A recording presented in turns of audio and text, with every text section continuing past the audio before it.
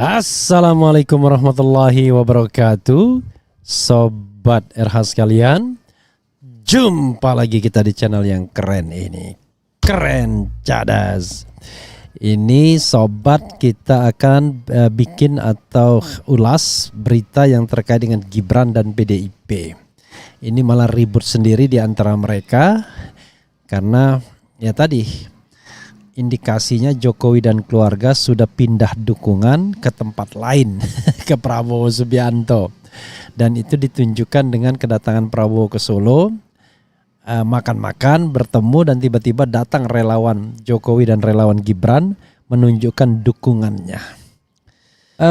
Ya, sobat era sekalian, ada hal yang harus kita pahami. Sekarang sepertinya antara Jokowi dan PDIP plus Megawati itu sedang perang dingin menyangkut siapa yang akan di-endorse atau didukung dalam Capres 2024 nanti, pemilihan Capres. Memang Jokowi ikut dalam deklarasi Ganjar, bahkan dia sudah sampai Solo untuk persiapan Idul Fitri, tiba-tiba dipanggil ke Jakarta. Bayangkan seorang presiden bisa dipanggil ke Jakarta oleh seorang ketua umum partai politik. Dan konon ya isunya itu sempat menjengkelkan Jokowi dan ibu negara. Kok bisa presiden dipanggil-panggil seperti itu? Tetapi memang sepertinya Jokowi mengalah dan dia tunjukkan kalau dia pun rela mendukung Ganjar. Dia bawa Ganjar juga dalam pesawat kepresidenannya. Tapi rupanya setelah itu giliran Prabowo yang datang. Entah apa pembicaraannya, tapi langkah belakangan terlihat bahwa Jokowi lebih condong ke arah Prabowo. Dan itu ditunjukkan dengan hasil musrah yang konon katanya Prabowo lah yang paling besar suaranya, walau Jokowi akhirnya tidak mengumumkan pemenangnya. Gibran juga menunjukkan gesture yang sama, isu tetangganya, tapi walau alam benar atau tidak, dan sudah dibantah sesungguhnya kalau dia sudah pindah ke Gerindra. Jadi KTA-nya sudah berubah dari KTA merah ke merah yang lain, tapi merahnya Gerindra. Sobat era sekalian, dan terkait dengan pemanggilan Gibran ke PDIP, ke markas PDIP, itu ada debat, ada silang pendapat antara Gibran dengan salah seorang politisi PDIP, Deddy Sitorus. Persisnya seperti apa? Persisnya kita bacakan. Dan Megawati tidak suka kalau Gibran banyak omong. Katanya silent is golden, diam itu emas, seperti dirinya ya mungkin.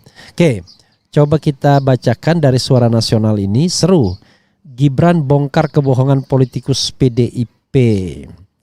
Putra sulung Presiden Joko Widodo, Jokowi Gibran Rakabuming Raka, membongkar kebohongan PDIP, kebohongan PDIP ya, politisi maksudnya, Deddy Sitorus yang menyebut wali kota Solo itu datang sendiri ke DPP PDIP.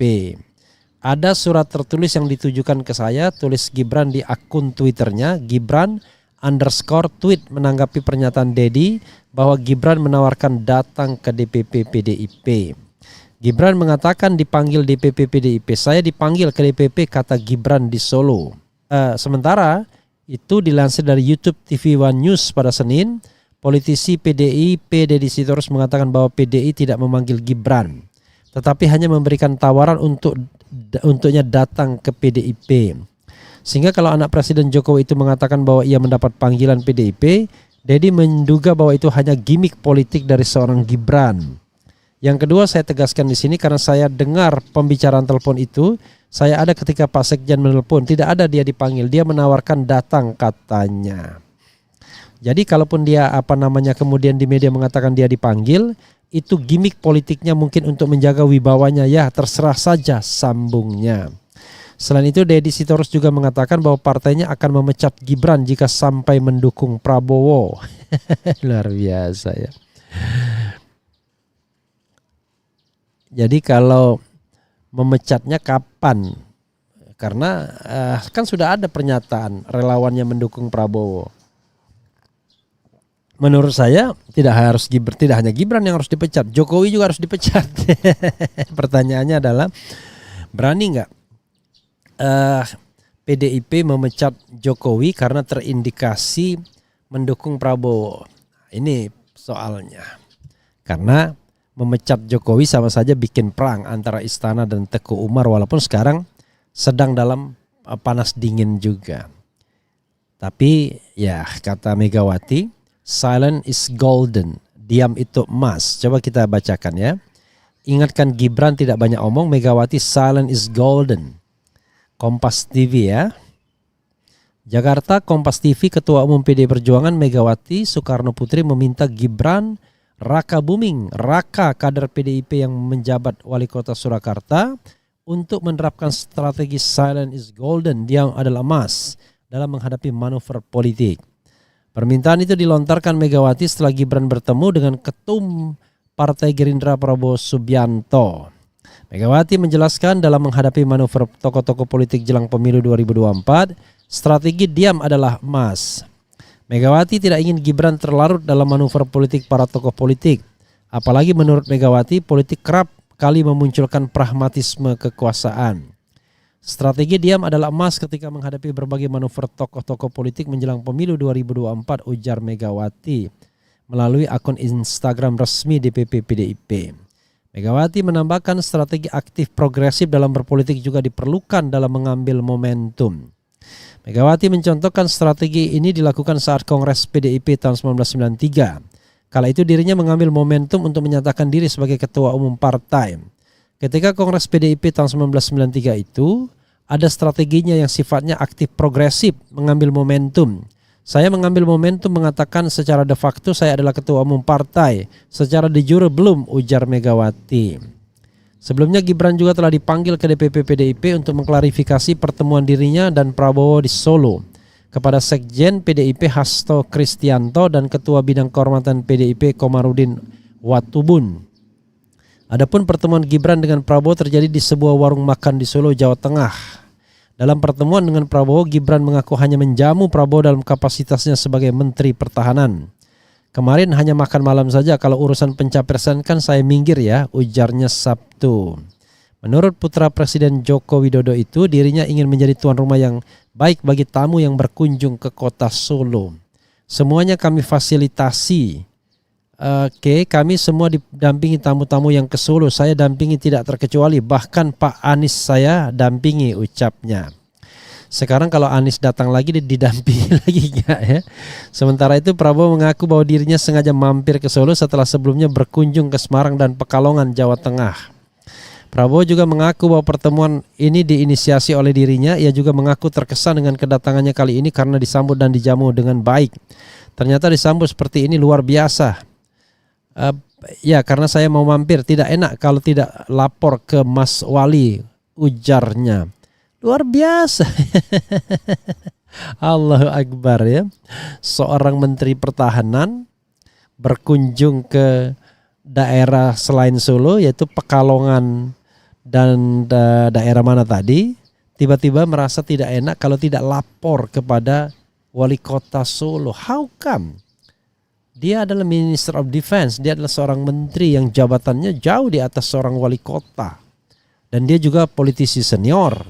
Dia juga adalah ketua umum partai politik yang menguasai 78 kursi di DPR.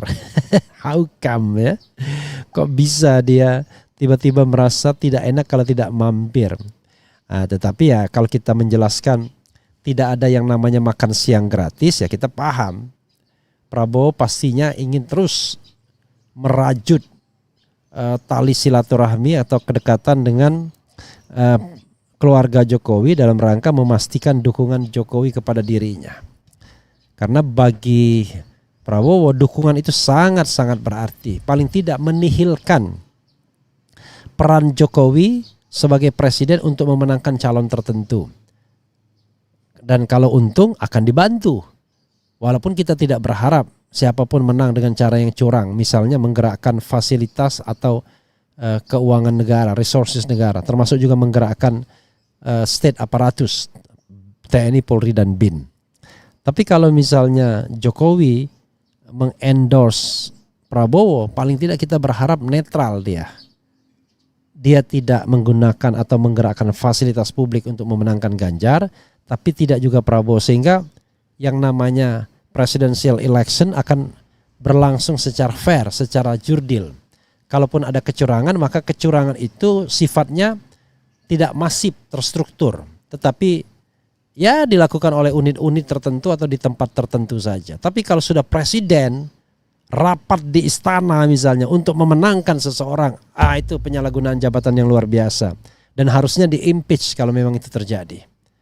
Karena presiden sudah mengkhianati konstitusi. Kok bisa begitu? Ya, karena konstitusi kita mengatakan presiden itu adalah kepala kekuasaan eksekutif yang tertinggi. Karena itu dia harus menjadi ayah, bapak dari seluruh warga negara. Dan khusus untuk pemilu dikatakan harus berlangsung secara jujur dan adil. Itulah kehendak atau pesan konstitusi. Jadi kalau misalnya presiden berpihak kepada salah satu calon dengan menggerakkan fasilitas negara, maka dia telah mengkhianati negara atau mengkhianati konstitusi. Karena dia tidak berlaku, tidak mewujudkan pemilu yang jujur dan adil yang merupakan kehendak konstitusional dan kehendak bangsa ini. Begitu ya, sobat era sekalian, cara berpikirnya, paradigma berpikirnya. Dan itu adalah hak politik Gibran dan Jokowi untuk punya preferensi kemana. Kalau akhirnya Gibran nanti keluar dari PDIP masuk ke Gerindra, ya itu adalah soal yang terkait dengan preferensi politik pribadinya. Tidak boleh dihalang-halangi. Bagaimana dengan jabatannya sebagai wali kota Solo? Secara etis jabatan itu bukan dipilih oleh partai politik, tetapi dipilih oleh rakyat Solo. Sepanjang tidak ada klausul impeachment yang bisa membuat dia dimakzulkan, nggak ada masalah. Kecuali kalau dia misalnya korupsi, kemudian dia melakukan hal-hal yang buruk dan lain sebagainya, maka ada klausul impeachmentnya di sana. Tapi kalau everything is okay, walaupun dia pindah haluan, itu ya pernah terjadi juga kepada Ahok kan. Dia Gerindra tapi di jabatannya dia berhenti dari Gerindra dan kemudian masuk PDIP sampai sekarang. Itu saja sobat era sekalian. Wassalamualaikum warahmatullahi wabarakatuh. Ciao.